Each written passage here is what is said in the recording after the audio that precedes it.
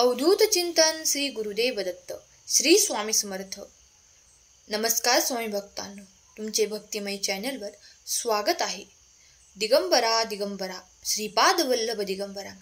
स्वामी भक्त हो, प्रत्येकाच्या आयुष्यात अनेक समस्या आहेत, पण उत्तर मात्र एकच आहे, ते म्हणजे श्री स्वामी समर्थ. श्री स्वामी समर्थ जिथे असतात तिथे कधीच वाईट घडू शकत नाही, अनर्थ होऊ शकत नाही.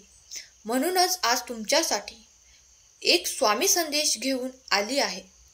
स्वामी म्हणतात, बाळा, या संदेशापर्यंत तू आला आहेस तर तू एक ध्यानीधर, तू भाग्यशाली बाळ आहेस आणि माझा प्रिय देखील आहेस. तुला येत्या काळात ते सर्व काही सुख प्राप्त होणार आहे, ज्याची तू अपेक्षा पूर्वी सोडली होतीस. स्वामी म्हणतात, बाळा, येणारे 12 तास तुझ्या भाग्यात चमत्कार करणारे ठरणार आहेत. या 12 तासात तू मागितलेले ते आशीर्वाद तुझ्या दिशेने मी पाठवत आहे. तुझ्यासाठी मोठा चमत्कार घडणार आहे. तुझी मोठी इच्छा पूर्ण होणार आहे.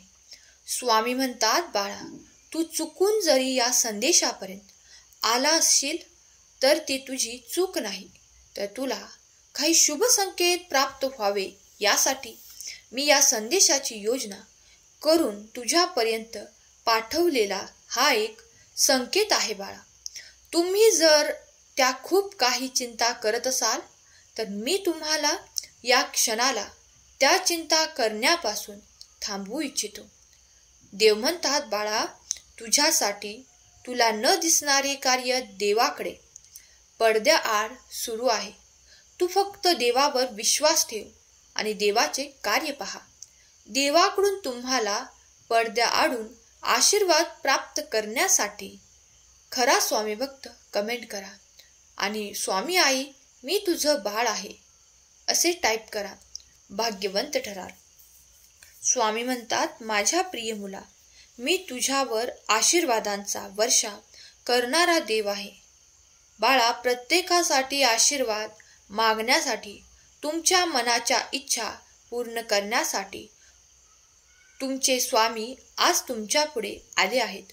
तुम्ही मनातली ती इच्छा सांगावी आणि ती 12 तासात पूर्ण होईल, यासाठी तुम्ही ते आशीर्वाद देवाकडे मागावेत. स्वामी म्हणतात, बाळा, तुझ्या क्षणाला जी काही इच्छा माझ्याकडे प्रकट करतोस त्या क्षणापासून माझे कार्य तुला ती इच्छा पूर्ण करून देणारे ठरतात. माझा आशीर्वाद तुझ्या दिशेने येऊन ते तुझे कार्य पूर्ण होते. बाळा, निशंक मनाने स्मरण कर, नामस्मरण कर. तू जेव्हा देवाचे चिंतन आणि नामस्मरण करशील तर तुझ्या आजूबाजूला ती एक वलय शक्ती तयार होईल, ज्यामुळे भेदण्याचे कुणातही शक्ती नाही अशी अवैध शक्ती तुला प्राप्त होऊन तुझे ते कार्य लवकरच पूर्ण होईल. तुमच्या मनातील ती नकारात्मकता कायमची जळून जाईल. स्वामी समर्थांसमोर दाजी शास्त्री नावाचा एक निपुत्रिक ब्राह्मण आपल्या तरुण बायकोसहित कोकणातून अक्कलकोटला आला होता. स्वामी समर्थांची कीर्ती त्याच्या कानावर गेल्यामुळेच तो अक्कलकोटात आला. स्वामींची कृपा झाली तर आपल्या घरात बाळाची पावले रांगू लागतील अशी श्रद्धामनी बाळगून दोघेही स्वामींच्या सेवेत राहिले होते. ब्राह्मणाने आपली व्यथा स्वामींना सांगितलेली नव्हती. तो फक्त मूकपणे स्वामींची सेवा करीत होता. त्याच्या पत्नीची त्याला मनपूर्वक साथ होती. एक दिवस सकाळी स्वामींना वारा घालत उभा होता व त्याची पत्नी स्वामींचे चरण धुत होती.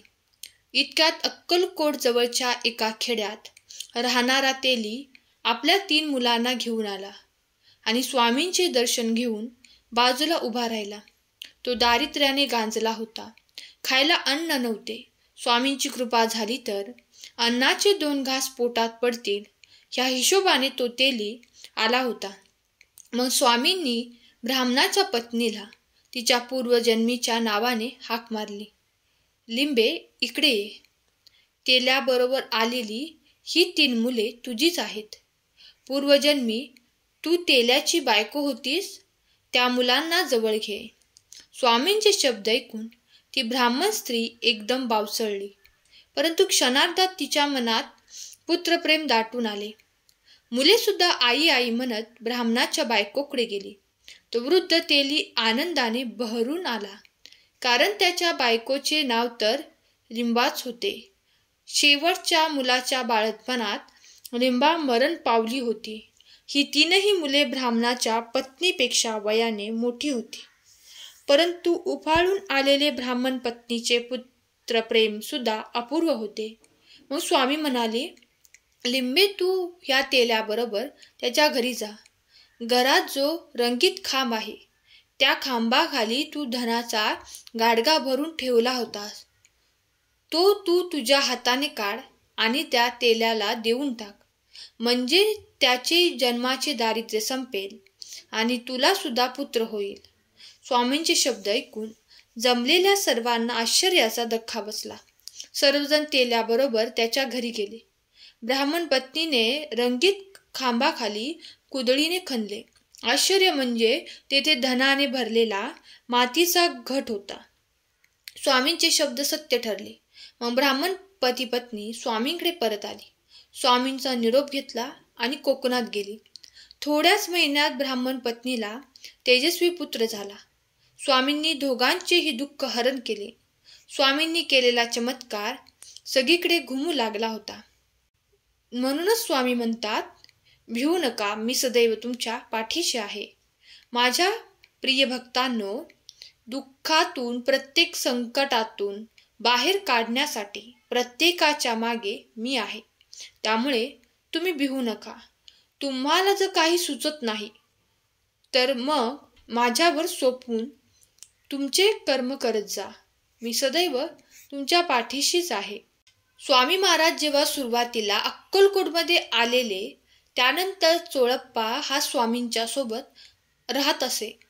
स्वामी त्यास अनेक चमत्कार दाखवून त्याची भक्ती, त्याची श्रद्धा दृढ करत होते.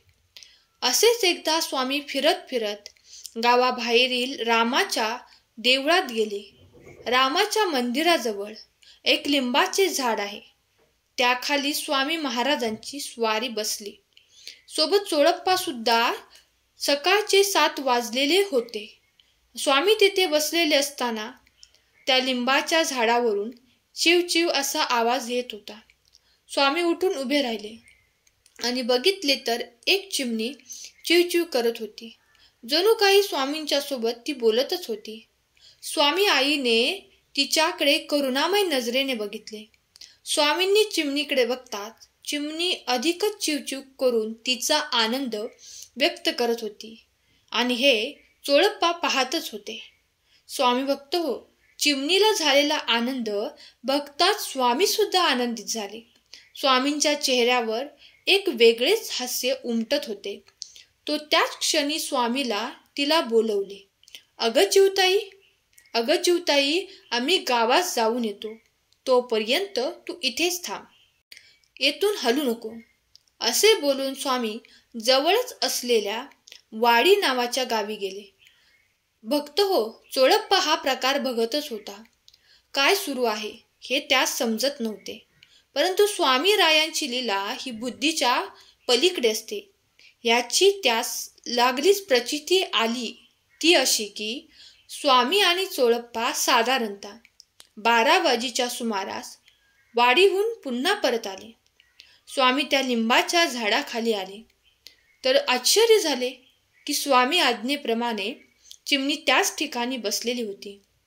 स्वामी भक्त हो, सकाळी 7 वाजलेपासून ते 12 वाजेपर्यंत ती चिमणी तेथेच बसलेली होती. आहा, स्वामी भक्त चोळप्पाचे डोळे मात्र आश्चर्याने भारावून गेले.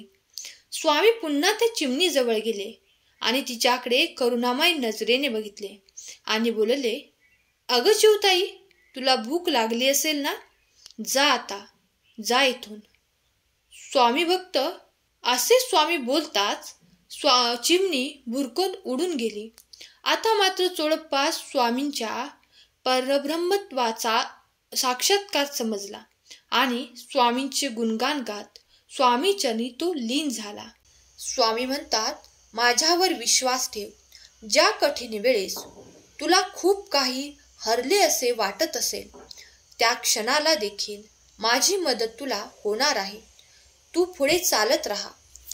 प्रत्येक पावलांवर तुझा स्वामी समर्थ तुझ्या पाठीशी उभा असेल. हे पटले असेल तर होय स्वामी, मी ते आशीर्वाद स्वीकार करतो कमेंट करा. माझा देव महान आहे.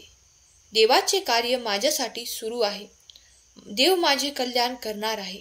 हा विश्वास बाळगून स्वामींचा हा संदेश जो कोणी पवित्र मनाने ऐकेल त्याला ते सर्व काही आशीर्वाद प्राप्त होतील आणि तो आनंद देखील त्याच्या जीवनात स्वामी नक्कीच देतील. यावर विश्वास ठेवा. स्वामींचे आशीर्वाद प्राप्त करण्यासाठी या चॅनेलला सबस्क्राईब करा आणि हा दिव्य संदेश, पवित्र संदेश जे तुमचे प्रियजन आहेत त्यांना शेअर करायला विसरू नका. स्वामींच्या दिव्य संदेशावर जो कोणी विश्वास ठेवून स्वामींचा आशीर्वाद स्वीकार करतात त्यांना नक्कीच ते चमत्कार आणि ते आशीर्वाद प्राप्त होतात. या संदेशावर ज्यांनी कोणी श्रद्धा ठेवली आहे, विश्वासाने संपूर्ण संदेश ऐकला आहे, त्यांच्या सर्वांच्या सर्व मनोकामना, चांगल्या इच्छा पूर्ण स्वामी करोत. त्यांच्या मुलाबाळांना सुख, समृद्धी, आनंद आणि प्रगतीच्या दिशा स्वामी स्वतः दाखवत. त्यांच्या प्रत्येक अडचणीत स्वामी त्यांच्या सोबत राहोत आणि ते अडचणी दूर करोत. हीच स्वामी माऊली चरणी प्रार्थना. केलेली सेवा स्वामींचरणी अर्पण करते. आजचा हा संदेश शेवटपर्यंत ऐकल्याबद्दल धन्यवाद. श्री स्वामी समर्थ.